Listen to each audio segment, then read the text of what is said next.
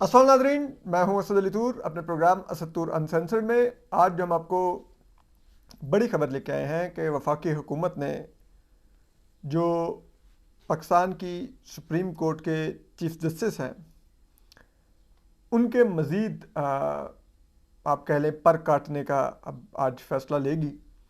और उसके लिए एक बड़ी बैठक हो रही है। ये क्या किस तरह से पर काटे जा रहे हैं, ये बड़े ही अहम है। और ये मौजूदा हुकूमती और अदालती जो इस वक्त कन्फ्रंटेशन चल रही है अदालत के एक धड़े से, उस सिलसिले की एक बड़ी कड़ी है। और इसके अलावा क्या इलेक्शन के लिए फंड्स जारी होंगे 10 अप्रैल को, इस पर भी आपको बड़ी खबर देंगे क्योंकि ये बड़ा क्रूशल है। और उसी सिलसिले में आज पर काटने का जो बड़ा फैसला हो रहा है। और इसके अलावा जो सुप्रीम कोर्ट के अंदर भी जो एक तनाज़ा जारी है उस पर भी आपको फ्री कैन की पोजीशन से अपडेट करेंगे। देखिए, एक तो और जो रेफरेंस मौजूद जस्टिस मुर्तज़ा बंदयाल साहब के खिलाफ क्या मूव हो रहा है, इस पर भी आपको बताएंगे। आज ये 4 बड़ी आज की खबरें होंगी। एक तो ये आपको मालूम है मौजूद चीफ जस्टिस मुर्तज़ा बंदयाल साहब इस वक्त सुप्रीम कोर्ट में एक प्रॉपर एक उनका नज़र आ रहा है कि उनका एक धड़ा है, उनके जो फैसले हैं और जिस अंदाज में वो सुप्रीम कोर्ट चला रहे हैं, वो हुकूमत या सियासी जमातें या अवाम क्या माने, खुद उनकी अदालत के सीनियर तरीन जजेस नहीं मान रहे। और ये वो जजेस हैं जिनको आइन और कानून पर मुकम्मल अबूर हासिल है और जिनके फैसले पूरे मुल्क में एहतराम की नज़र से देखे जाते हैं इनका कंडक्ट की वजह से, इनके कानूनी नज़ीर कायम करने की वजह से। जी हाँ, मैं बात कर रहा हूँ मोस्ट सीनियर जो सुप्रीम कोर्ट के प्यून जज हैं, justice Qazi Faez Isa, justice Sardar Tariq Masood, justice Mansoor Ali Shah, justice Yahya Afridi, justice Aminuddin Khan, justice Athar Minallah, justice Jamal Khan Mandokhail. ये वो सीनियर 7 जजेस हैं सुप्रीम कोर्ट के। इनमें से अगर आप देखें तो आगे चलकर 3 जजेस ने चीफ जस्टिस ऑफ पाकिस्तान भी बनना है, यानी कि जस्टिस कादी फाइज ईसा अगले चीफ जस्टिस ऑफ पाकिस्तान होंगे। जस्टिस मंसूर अली शाह भी चीफ जस्टिस ऑफ पाकिस्तान बनेंगे 2025 में। जस्टिस याया अफरीदी भी चीफ जस्टिस ऑफ पाकिस्तान बनेंगे 2027 में। तो इन लोगों ने सुप्रीम कोर्ट को आगे भी लेकर चलना है और ये इस वक्त मुकम्मल तौर पर मौजूद चीफ जस्टिस मुर्तज़ा बंदयाल साहब पर और उनके कंडक्ट पर और फैसलों में भी माइनॉरिटी में होने के बावजूद जो मौजूद चीफ जस्टिस मुर्तज़ा बंदयाल साहब मनमानी कर रहे हैं, उनके खिलाफ इन जजेस ने अब अपना अदम एतमाद अपने जो नोट्स हैं उसमें प्रॉपर मुखातिब करके किया है कि मौजूद चीफ जस्टिस मुर्तज़ा बंदयाल साहब का ये फैसला ठीक नहीं, ये नहीं, ये 3-4 था, ये यूँ नहीं था। 2 जजेस के क्या हो गए, उन्होंने चीफ जस्टिस मुर्तज़ा बंदयाल साहब के लिए वन मैन शो का लफ्ज़ यूज़ किया है। जो जस्टिस मंसूर अली शाह हैं, जस्टिस अतर मिल्ला ने मौजूद जस्टिस मुर्तज़ा बंदयाल साहब को तंज किया है कि पीटीआई बेंच शॉपिंग पे निकली हुई है और चीफ जस्टिस उनको बेंच क्या लेकर दे रहे हैं, ठीक है। और जो जस्टिस जिसे कहते हैं काजी फाइज ईसा हैं, उन्होंने मौजूद चीफ जस्टिस मुर्तज़ा बंदयाल साहब के लिए मुतकब्बराना आमरीत का वर्ड यूज़ किया है। उनकी तश्कील करदा बेंचेस को गैर कानूनी करार दिया है। उनके तश्कील करदा बेंचेस के फैसलों को उन्होंने गैर कानूनी, गैर आइनी और उनकी कानूनी हैसियत ख़त्म कर दी है। जस्टिस जमाल खान मंदोखेल कहते हैं कि जी चीफ जस्टिस मुर्तज़ा बंदयाल साहब और इनका बेंच जो है वो मुझे अपने बेंच में बिठाना मुझसे मुशावरत के काबिल नहीं समझता था, तो मैं मिसफिट था इस बेंच में। वो ये कह कर लैदा हो रहे हैं। जस्टिस अमीनुद्दीन खान कह रहे हैं कि चीफ जस्टिस मुर्तज़ा बंदयाल साहब जो हैं वो सो मोटो इख्तियारात अकेले इस्तेमाल नहीं कर सकते। और जिसे कहते हैं वो जस्टिस याया अफरीदी, वो भी ये कह रहे हैं कि चीफ जस्टिस मुर्तज़ा बंदयाल साहब स्पेशल बेंचेस नहीं तश्कील दे सकते, ये सो मोटो नोटिस गलत ले रहे हैं। हाई कोर्ट में चलते हुए केसेस को सुप्रीम कोर्ट में उठा रहे हैं, जो कि ज़ाहिर नज़र आ रहा है इसका पीटीआई को फ़ायदा पहुंच रहा है। तो फिर यही तासुर हो जाएगा कि पीटीआई के लिए केसेस टेकअप हो रहे हैं। तो इतनी बुरी जिसे कहते हैं हालात सुप्रीम कोर्ट के अंदर हैं और इतनी कमज़ोर पोजीशन हो चुकी है मौजूद चीफ जस्टिस मुर्तज़ा बंदयाल साहब की, उनकी साख की।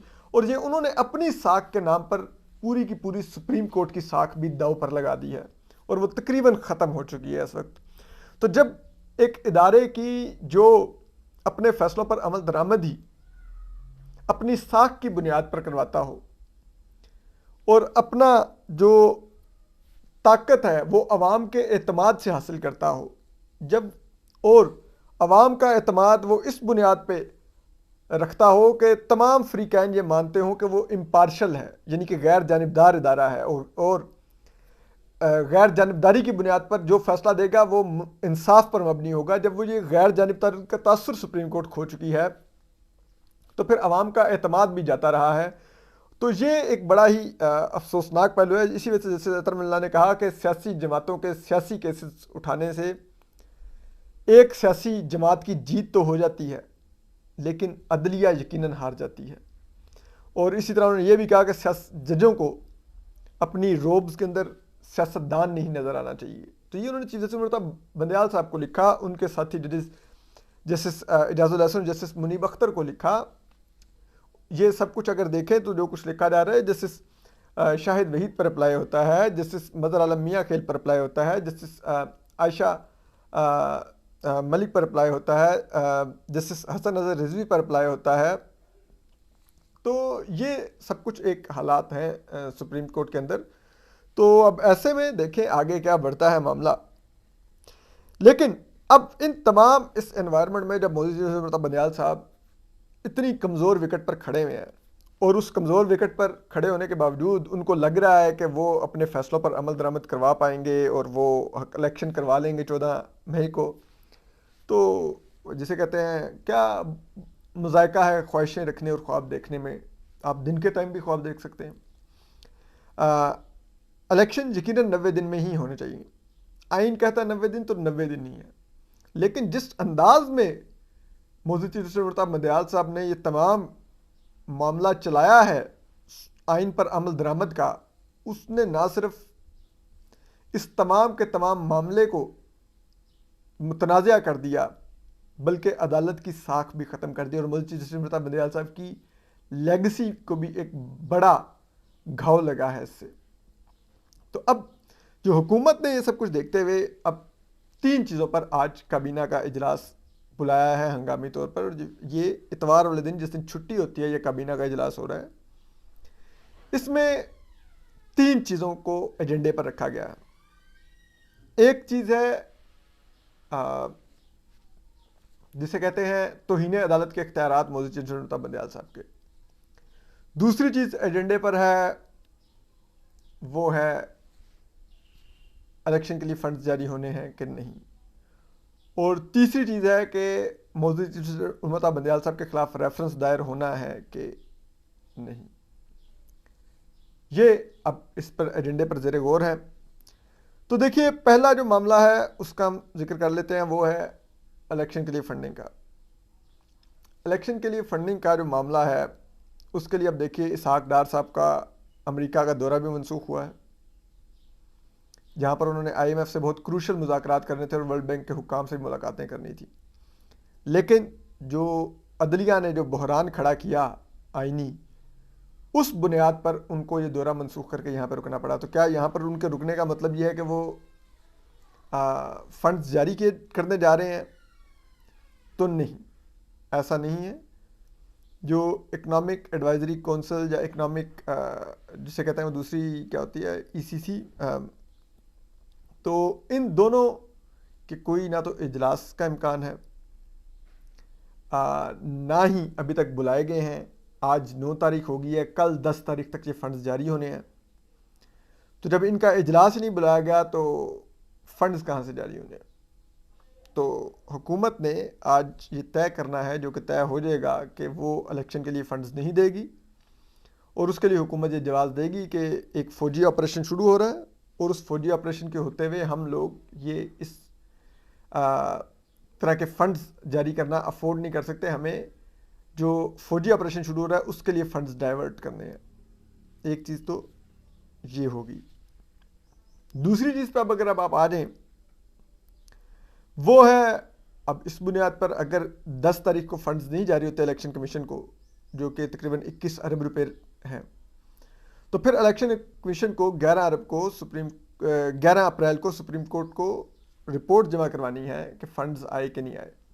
और उस रिपोर्ट की बुनियाद पर चैम्बर से ही ऑर्डर जारी करने होंगे मौजूदा जस्टिस बंदयाल साहब, जस्टिस मुनीब अख्तर और जस्टिस इजाजुल हसन ने।